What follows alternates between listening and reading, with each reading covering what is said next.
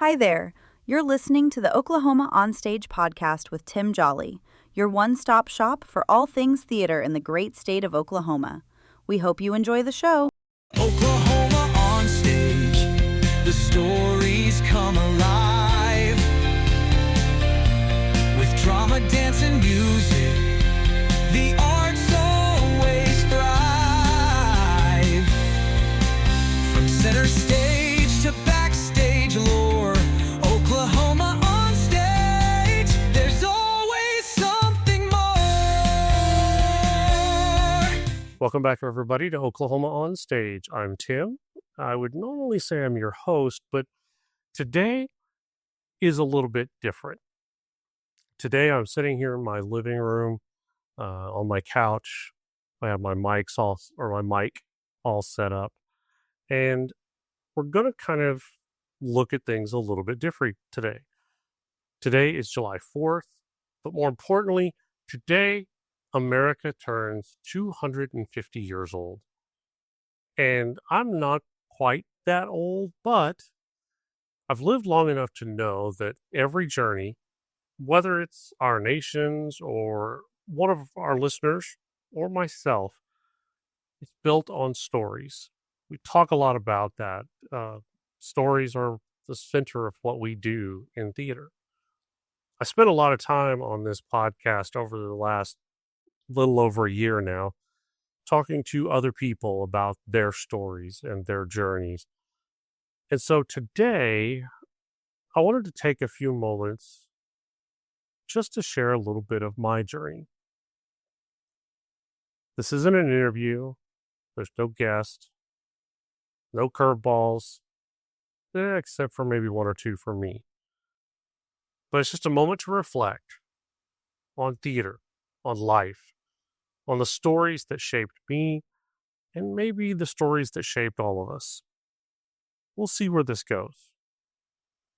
So, if I could trace my journey back far enough anyway, it doesn't start on the stage. I didn't start on the stage. In fact, we looked at some old family videos, and there's some videos of me singing in the living room of my grandparents' house with a jump rope handle as a microphone and dancing and entertaining the family. And so I spent a lot of time as a young person entertaining people. That was kind of my thing. I was a class clown. I was the one that people laughed at. Not always because I was weird and different. That came later. But just because that's what I was doing. I was entertaining. I was just trying to make people laugh and have a good time. Then I said it was the fourth grade, was my first time stepping onto the stage. I played a toy soldier in our elementary school Christmas play.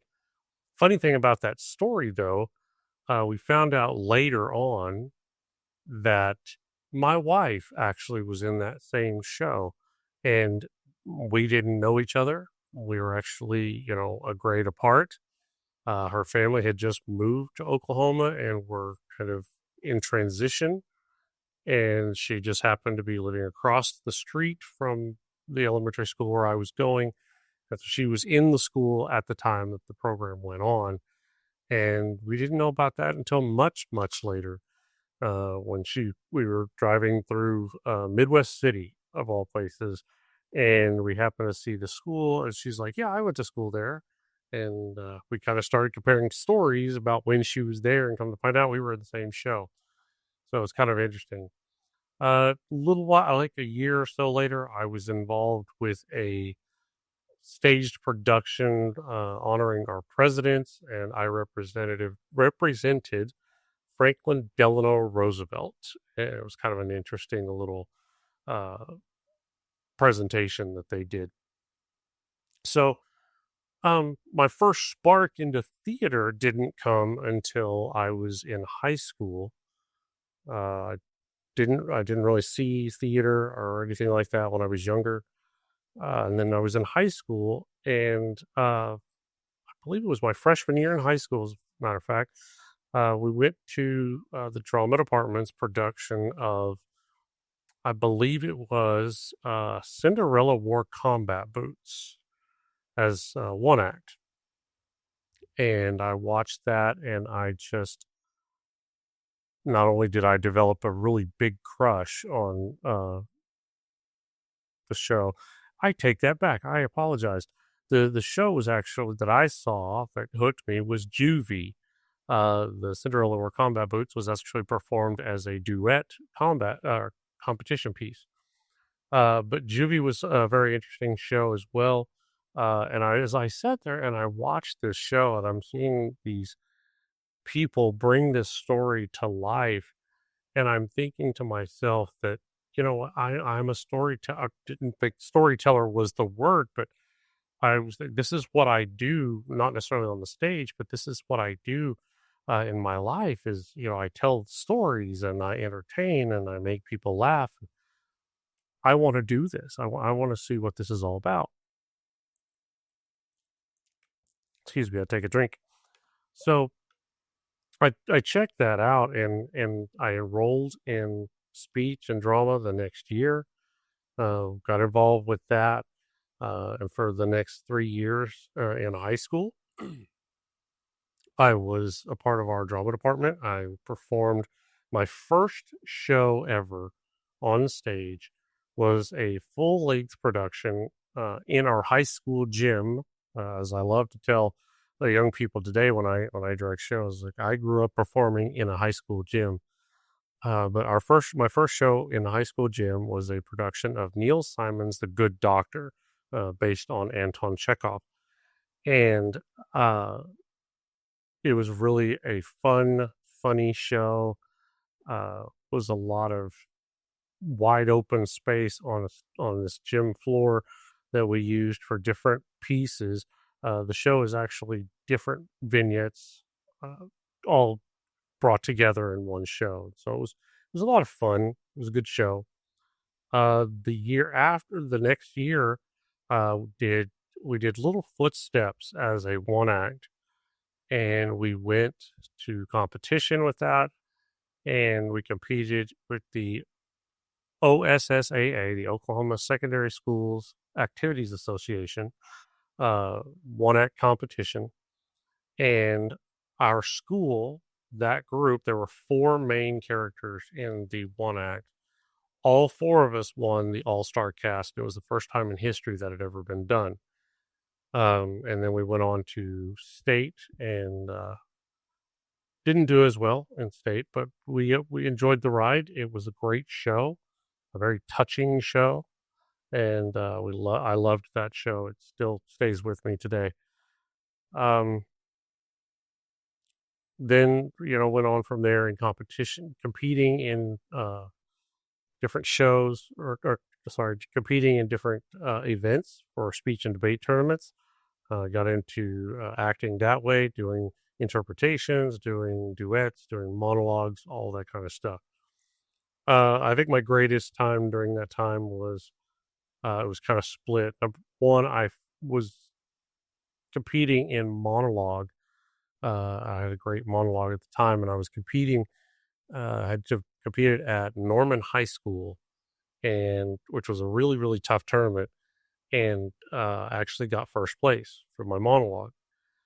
Disappointing thing is my director at the time wouldn't let me take the monologue onto regionals to compete. He felt that monologue was kind of a crapshoot. You never knew what was going to happen, and so you're better off competing with other events that you're strong in.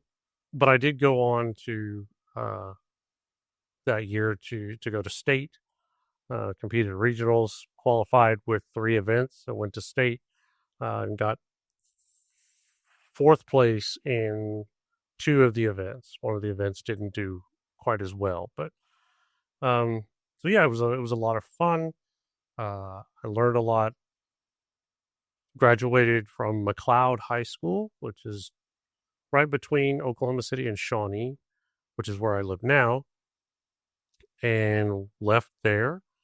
Went on to college at Oklahoma A&M, Northeast Oklahoma A&M College. Sorry, Norseman, if I butchered that, but went to NEO as a theater education major. Kind of stayed that way for one semester, and then changed over to television production.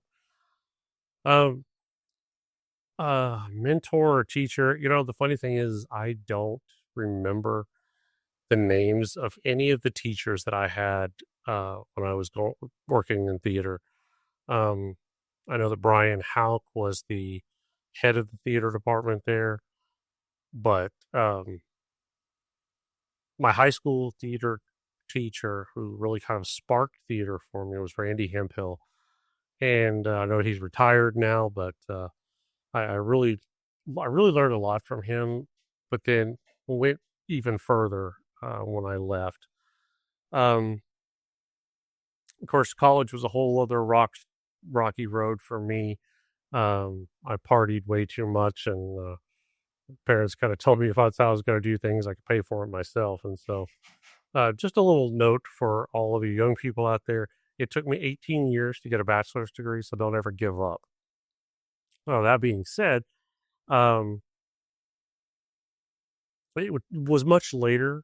I took a little break. It was not long after that that my wife and I got married in '95, and she had two children from a previous divorce, and then we had one together. Um, so we had little ones around the house, which for anybody that knows in community theater with little ones around, it's not real easy to do theater, and so we chose to take some time away from theater. It was in the early 2000s. I think it was 2008, I believe, when my wife and I got back into theater.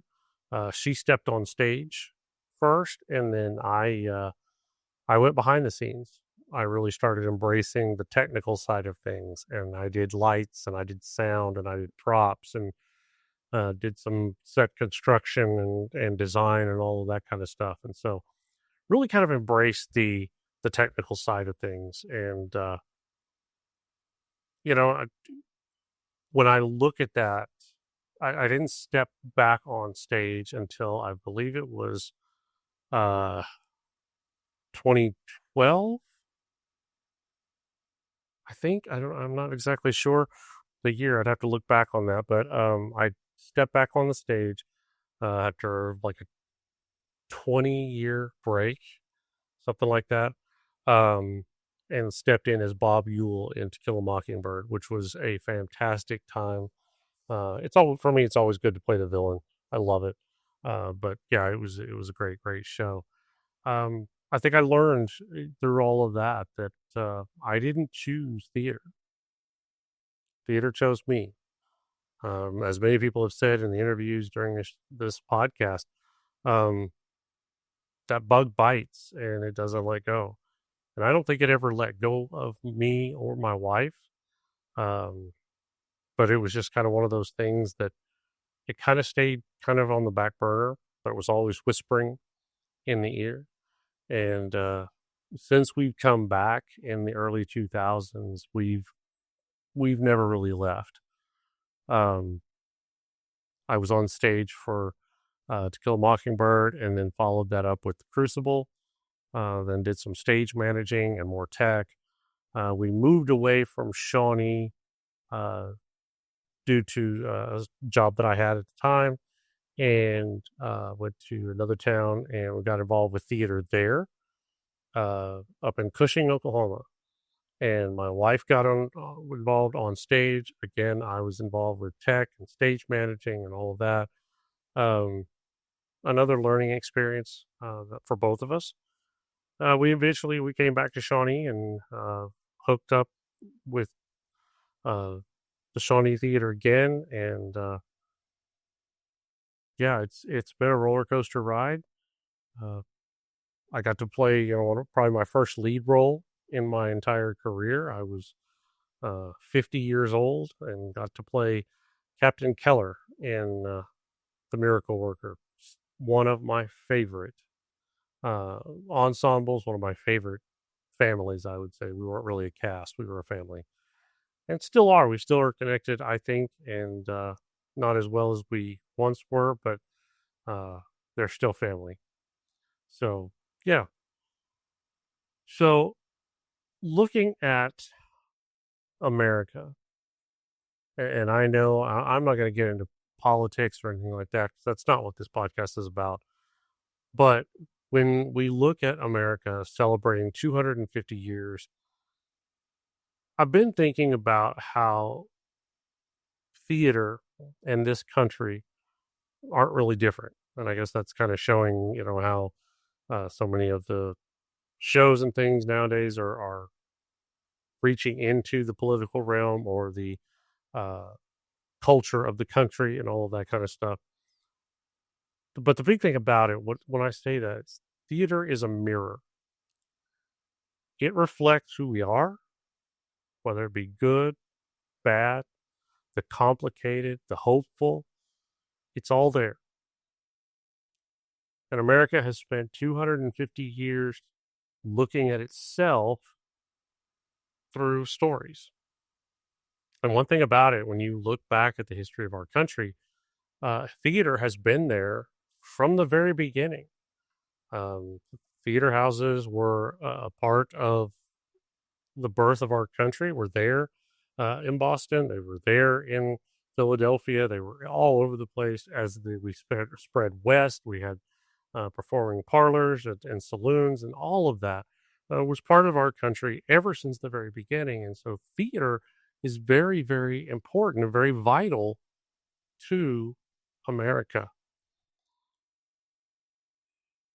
Community theater is designed to be democracy in action. We have a hierarchy system, leadership, but I think more than that, it's designed to represent all of the people that are involved.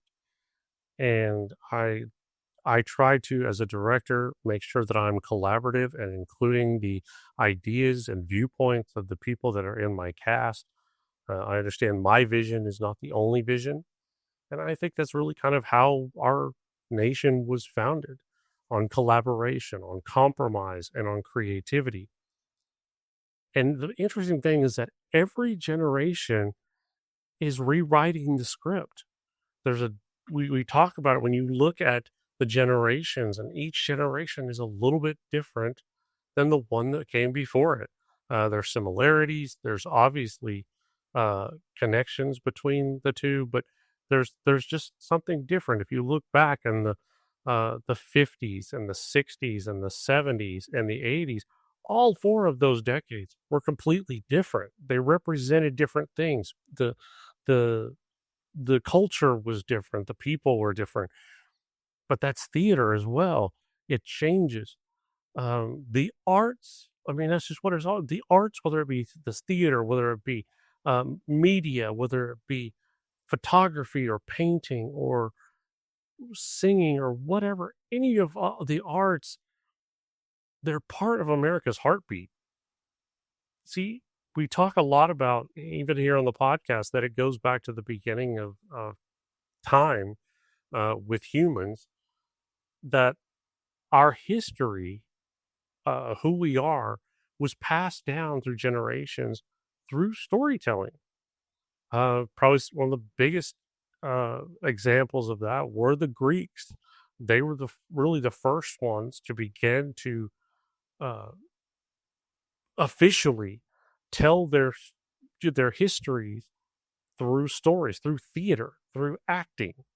Before that, and much like here in the United States, before the colonial transition, and even later than that, the Native Americans, through their traditions and their history, their stories were told around a campfire, and that's how they passed on their stories. It's no different. Our cultures, innately in the basis of it, are very similar, and our stories are what make us who we are. Our stories are what keep our societies, keep our people going. And we need to remember that storytelling matters in any society or any country's identity, the stories matter.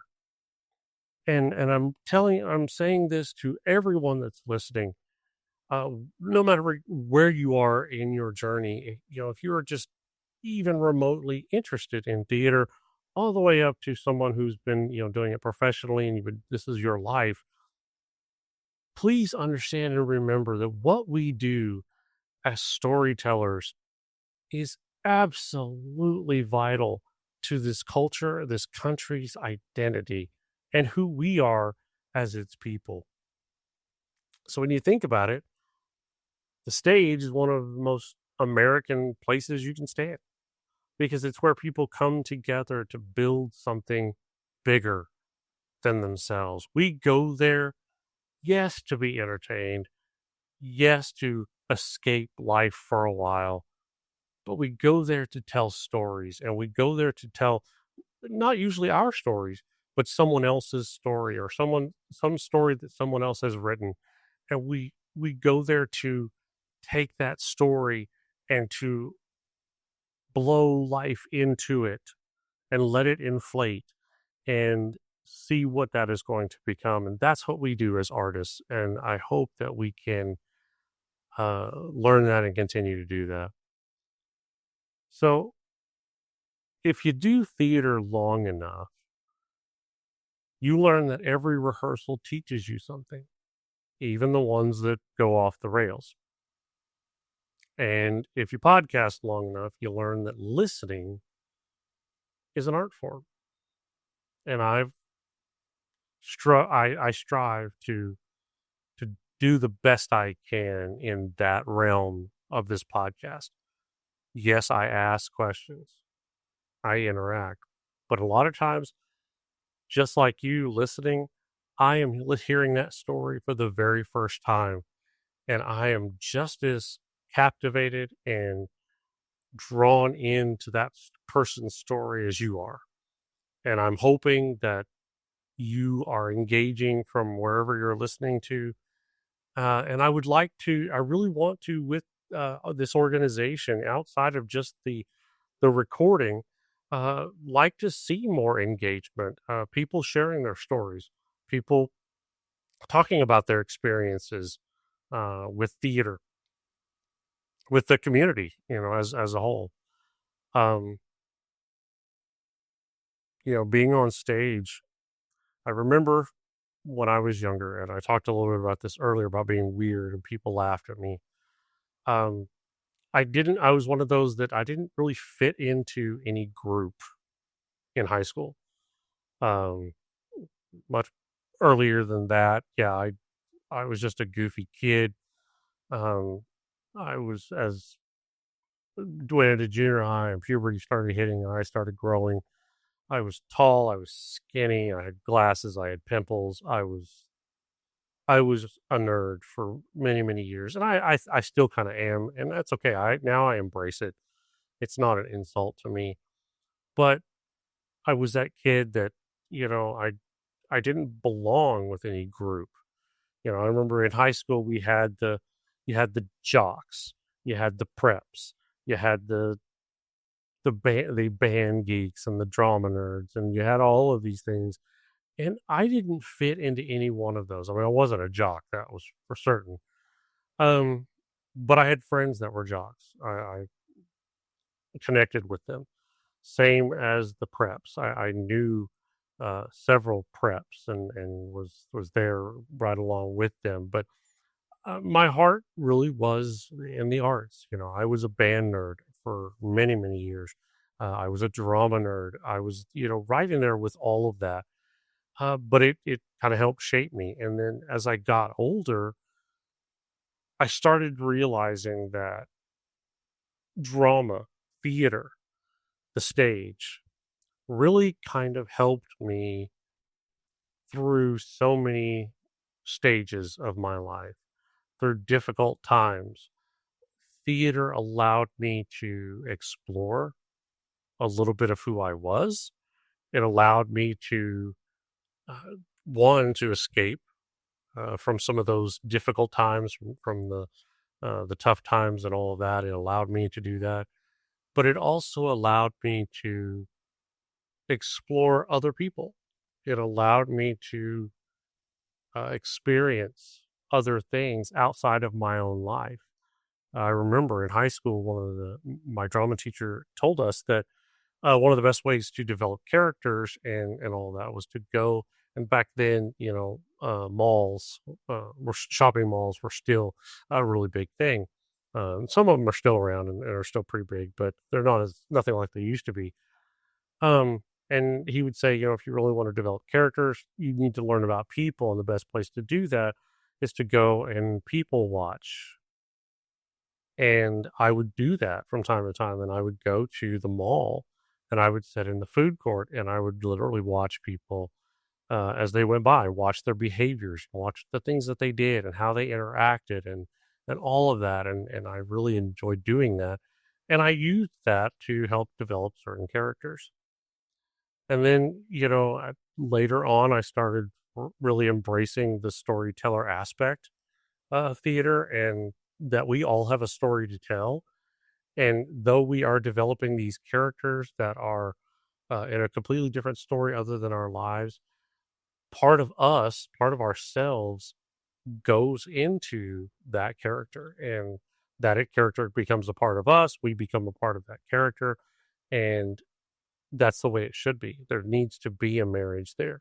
Now, when the show is over, of course, you need to kind of separate yourself from that character. You can't live that way, but that's a whole other therapy session.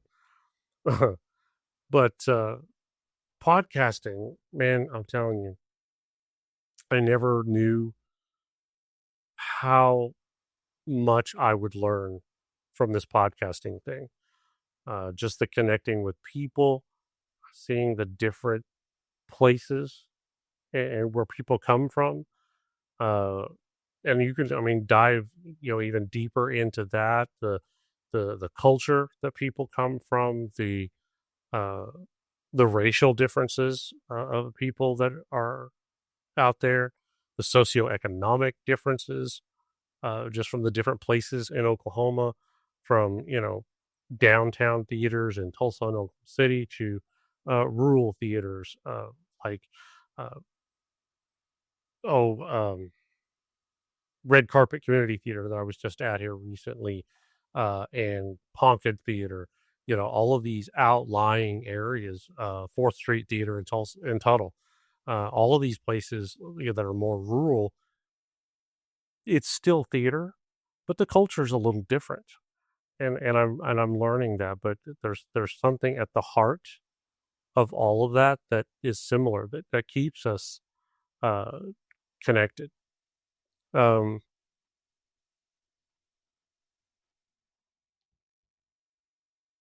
Being in Oklahoma, we talk a lot about community theater. Being in Oklahoma, I have seen the best and the worst when it comes to community. I have seen some of the best come out of Oklahoma. I've seen this state and its people rise to occasions that have baffled the human mind. When we had the Murrah bombing, when we had the May 3rd tornado, when we had the tornado here in my town of Shawnee, people coming together, regardless of your status in life, regardless of what you've got going on, um, we came together. But then I have seen, as of late, some of the worst in people. Um, you know, Theater takes all kinds, and theater brings in all kinds. And I have seen, people just be ugly to each other in so many different places. I have seen um, just a lot of, without a better word, a lot of hatred in the world, and in Oklahoma as well. And I think one of the things that has really strung a string in my heart over the last 6 months to a year is that I think one of the biggest things that is going to be our downfall as a culture, as a society, as a country, whatever you want to call it, has nothing to do with AI. I think in many cases, I think AI is being given a much broader footprint than what it really has. I think it's kind of like what people say so many times. I think the devil gets the short end of the stick sometimes because there's oftentimes it's not the devil that did it, it's us, but we blame the devil. And I think right now so many things are being blamed on AI or being pointed at AI or whatever. But I think ultimately, and what maybe why AI is getting such a spotlight or such a focus is really what is really hurting us as a society is the fact that we have forgotten our humanity. We have forgotten how to treat each other. We have forgotten how to that across the board, we are all far more similar than we are different. And we find the smallest little differences and we make them into huge issues. We make mountains out of molehills and we explode them and we go to literally without the best interpretation, we go to war over these small little issues. And I know to some people they're not necessarily small issues, but in the bigger picture, it's we are making more and more differences and more division than we are uniting, and it makes me sad, and it hurts, and it makes me angry at the same time. Um, my guests, man, I have seen some of the people that I consider to be friends now. I have seen people that listening to their stories have fought through so many things and been resilient, overcoming fires, overcoming storms, overcoming COVID, overcoming so many things just to keep the art going and just to keep theater alive. And I am so proud to be a part of the Oklahoma Community Theater family, just based on those things alone. And I think they're just amazing. And I am learning now, going as a director, that I think I am far better behind the scenes. I've thought this before. I'm far better behind the scenes than I am on the stage. I love acting. I love theater, regardless. But I am a storyteller above all, and I love being the one that's guiding the ship. I love bringing the vision and telling the story through the actions of these individuals that trust me enough to be a part of the show.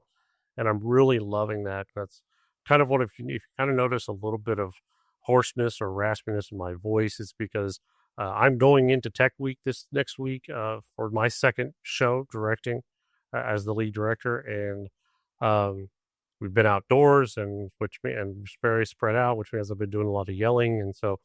But through all of that, I am loving every minute of it, and working with some really, really talented and amazing individuals of all ages in this show, and I'm really loving it. So, looking to the future, oh my goodness, looking to the future, I think a lot about what's next all the time. Not necessarily just for me, but for the artists coming up behind us, the next generation. What is theater going to look like? Specifically, what is Oklahoma community theater going to look like in 5, 10 years? I am hoping that I can have an impact in that, especially in the next 5 years. Um, but I look at some of these people, and again, being able to go and be a guest in the audience at the Kelly O'Hara Awards, the talent that was in that building, and not just on stage, but throughout the audience and all that. It's astounding to know that there is that much talent. And my encouragement is, it's much like we've often said about Little League and parents pushing their kids in Little League sports, the vast majority of those kids aren't going to go on to play in high school. And of those high school kids, there's a large number that aren't going to go to college in that sport. And from there, they're not very few go on to play professionally. Kind of the same thing in theater that, as much as we go to camps and as much as we do this and that in theater, the reality is that there's a large portion of those individuals, even in that room of the Kelly O'Hare Awards, that, yeah, may go on to college. But as I've talked with so many people, sometimes they realize theater wasn't for them when they got to college, or they just, with everything else, they just weren't able to do it. And other things took over and their journey just got sidelined and they went a different direction. And then, they have or others have dreams of going on to Hollywood or LA, and it just doesn't happen. And my encouragement to you, regardless of where you are on that spectrum, don't give up.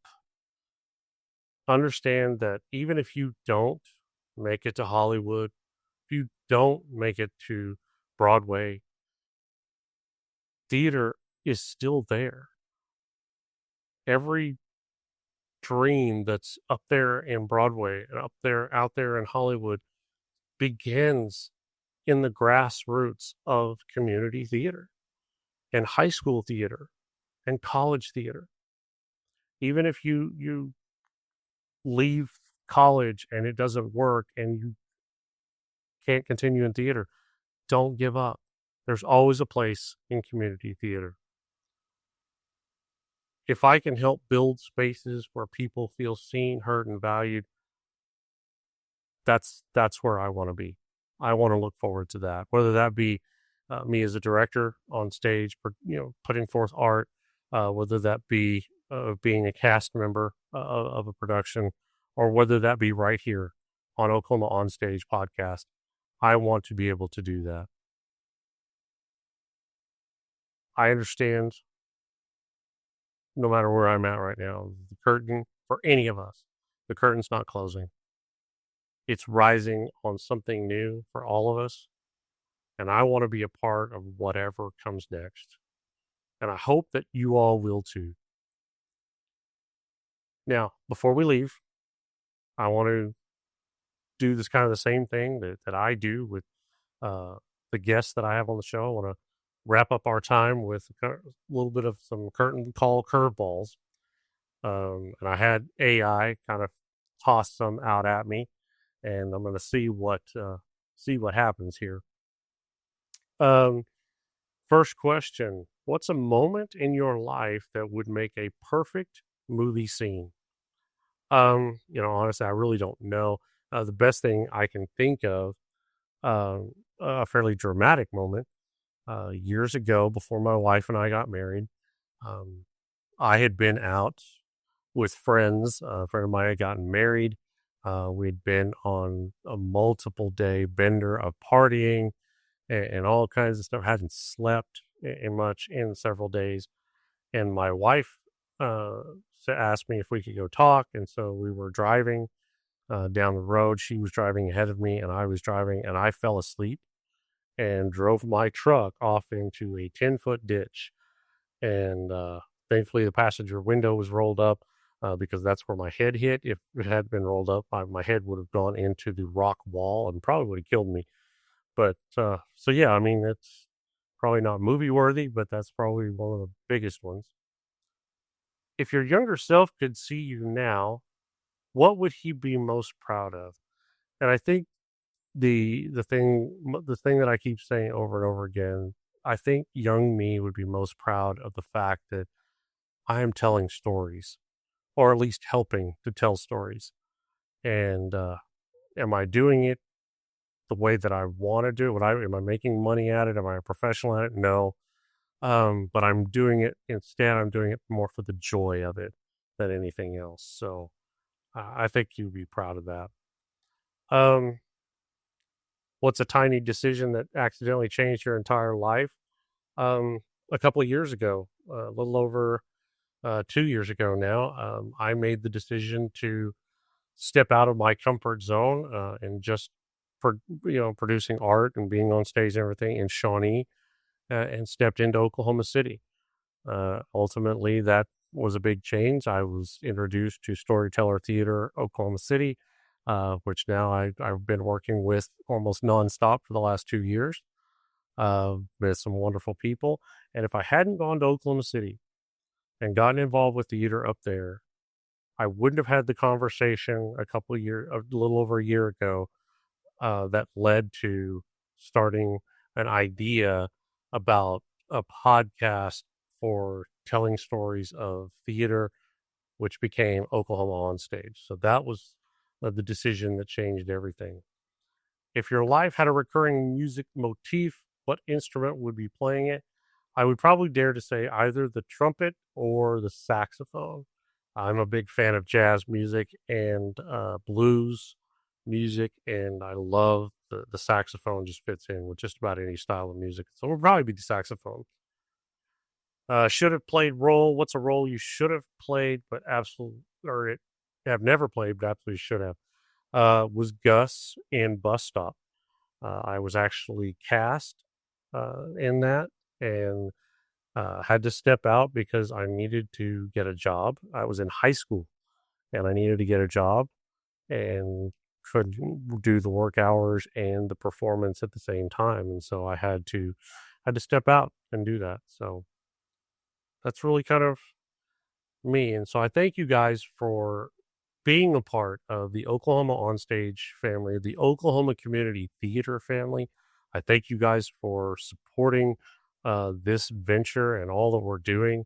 I thank you guys for the friendships that I have developed over the last year, a little more than a year. This has been a wonderful journey, and I am certainly not ready to hang it up yet. I'm looking forward to what's coming over the next, I don't know, 5 years or so. We'll just see where it goes. So thank you all for being a part of this. As America celebrates 250 years, I'm celebrating the stories that have shaped me, and the many stories that are still yet to come. Thank you all for being a part of the journey. Let's make sure that the curtain doesn't close. Let's keep it going. Let's keep the lights on. Let's keep the love of theater and the arts in the hearts of people everywhere we go. Let's touch the lives of people and let's tell their stories. Thank you all for being a part of this again. Thank you for your support for all of Oklahoma On Stage. But more importantly, above anything else, as I always say, continue to support the arts. Oklahoma On Stage.